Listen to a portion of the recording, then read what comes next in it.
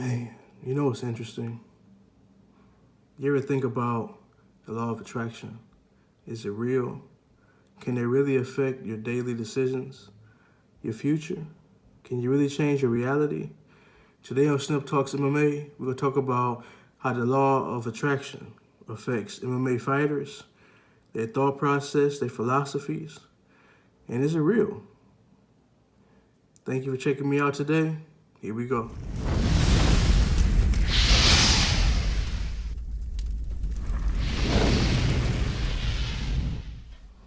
We had recently just seen Conor McGregor defeat Donald Cowboy Cerrone, UFC 246.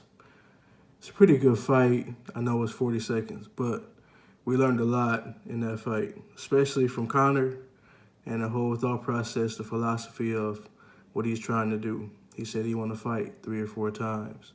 You know, he want to go after some belts. He has issues with different people. And a lot of those guys that he's will end up fighting is all represented by the same management. So right now, he has an issue with, obviously, Khabib Nurmagomedov. And it will only make sense if he fought Justin Gaethje, based off of what John Kavanaugh said in this interview with Ariel Helwani. So the only issue with fighting Justin Gaethje, for me, is he want to fight him at welterweight. Now, why not fight him at lightweight if that's the belt you would go after Khabib faces Tony Ferguson? So it makes you wonder why. But the bigger issue, the bigger thing, I guess I can say, is Conor does have his mind made up. He has big visions, big dreams, and it seems like everything that he talks about is based off of the law of attraction. So in the interview, and I'm going to play the clip in a little bit, we're going to talk about how Conor uses the law of attraction to manifest his wins and, you know, the Mystic Mac persona that he had for a little bit. I don't think it doesn't change. I think if you really believe, like he believed, then you could do those things. I don't know. You guys check out the clip. Tell me what you think, and then we'll move forward along in the video. But the law of attraction is pretty powerful. But check it out. Tell me what you think. About his right hand? Yeah. Can I tell you what you told me? I said his right hand would get him into trouble. It's the shot I predicted. I said he'd overload on his right hand. I said I'd slip. I said I'd bang the left hook. And that's what happened. Word for word, you said, I felt when we stared down, I felt his right hand was twitching, which was a subtle tell for me. He is ready to unload that right hand, and I feel that could be a downfall for him. If he lets that right hand go, I will not be there. I simply enter the way I enter, and that is enough. They either overextend or they shrink away, but either way, it is not good for them. I will create traps and dead space inside that octagon, and I will walk him into that dead space, but all of a sudden, he will be in danger. How do you do that? How do you predict these if things? you can see it here, and you have the courage enough to speak it, it will happen. So I see these shots, I see these sequences, and I don't shy away from them. A lot of times people believe in certain things, but they keep to themselves. They don't put it out there. If you truly believe in it, if you become vocal with it, you are creating that law of attraction, and it will become reality. And it will become reality. Man, that's strong stuff from Conor right there. You know, personally, I told myself this. I used to work for a cemetery back home in Ohio. And I told myself consistently that I'm going to work 10 years and then get another job somewhere else. And, man, 10 years and about 6, 7 months, I was right there with another job. I was like, wow. So I didn't know too much about this law of attraction or The Secret or any of these type of new age ideas or ideals, but I didn't know that I was doing it, so I did it. I have another clip that I want you guys to watch. It's from Jon Jones, and it kind of goes back into, you know, the whole philosophy of Jon Jones. Some people love him, some people hate him. Right now, he is the pound for pound #1 MMA fighter in the world, and is the UFC light heavyweight champion. He fights Dominic Reyes.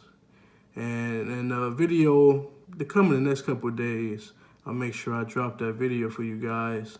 Jon Jones versus Dominic Reyes is going to be a heck of a fight. I have my opinions.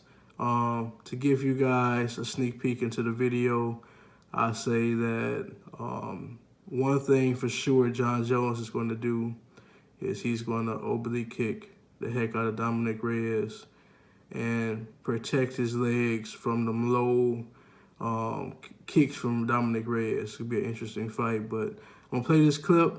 You guys check it out, and we'll continue more into the video. Surprised when they found out that you've been signing your name as Champ 2011. How did that come about? I believe in the law of attraction, and I believe that that you can speak things into existence. And I believe that when you know where you're going and you know what you want, the universe has a way of stepping aside for you. And me signing my signature with Champion 2011 on it, it can't hurt me. It can't hurt me. It could only help me to believe it even more.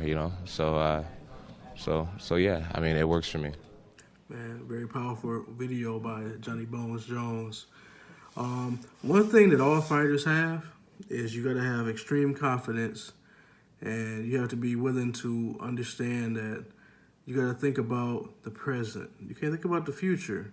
If you think about the present on what is and not what ifs, is the best way to win your fight. It's the mental state that you need. A lot of those guys, Kamaru Usman, he came into the fight when he fought Tyron Woodley for that middleweight, welterweight title. It was just like, man, you can see the mental struggle that Woodley was having. It's like, I never been taken down like this. I never had this happen. This is all new. What do I do? Why can't I get up? And it's just very interesting, like the mindset. I mean, you can tell Woodley mentally checked out. After the second round, it's just like, I'm out of this fight. I don't think it's for me. The other thing that was crazy, like a lot of these fighters, when you don't know what to do, Dustin Poirier, a great example. He just said it when he fought Habib, and his last fight, he was just like, I can't get the guy off me. He's just like all over me, and that stuff is draining. It's all mental. It's all a mental game.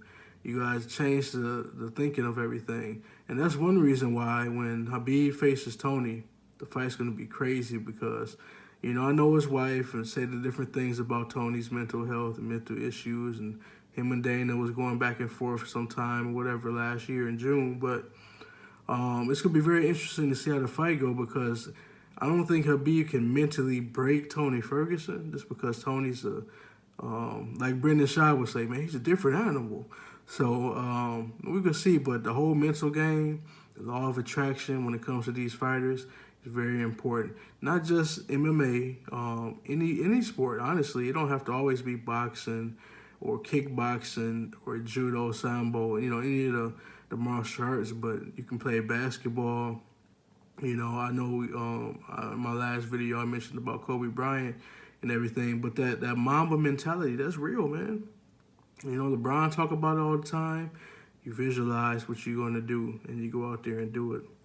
LeBron faced the Warriors, and he went out there, and him and Kyrie focused, and then boom, here they go, making all these shots, real locked in. And I think a lot of athletes do that. They really focus hard. And the Super Bowl coming up, you will see some real focus on a couple athletes that's a little different than how they were, the regular season, even in the playoffs.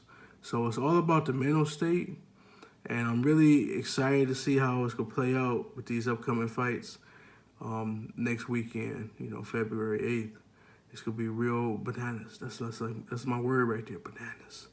So we're going to see Derek Lewis, he come home to Houston fighting. It's going to be crazy. He got a whole big issue with those guys out there, and he fighting, and I'm pretty sure he will want to get a win for the home crowd.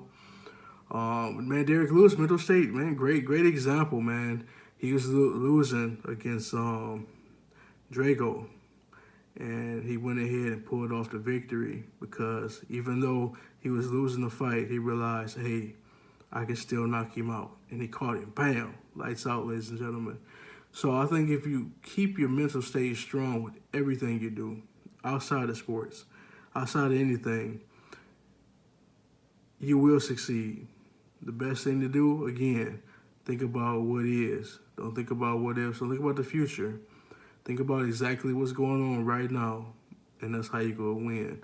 And then move on to the future, on what you need, how it can be done. Go through the whole visualization process.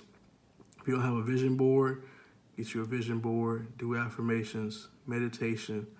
I know this video may be a little different than what I'm used to, or that you may be used to, but I feel like it was very necessary, especially with Jon Jones fighting Reyes, and the fact that, you know, Jon is a real visual type of guy. So he visualized situations, how you would move outside of the tapes that he watching, outside of the coaching that, you know, Winklejohn and Jackson is going to tell him out there when he fight Reyes. It just, you know, him and McGregor, man, those guys mentally, they top-notch, man, top-notch. You know, another guy, Habib Nurmagomedov, and Tony, so that's what I say, it would be such a great fight when they fight. But I watched some old videos when they tried to fight and they doing the standoffs and, you know, Dana jumping every time that Tony Ferguson do the scream. But if you watch Habib, he's not jumping at all. Stone face, straight face, you know, he just look over, shake his head, wave his finger, it's nothing. So that's why it's such an exciting fight. So the fight next week, big fight. Habib, Ferguson, big fight.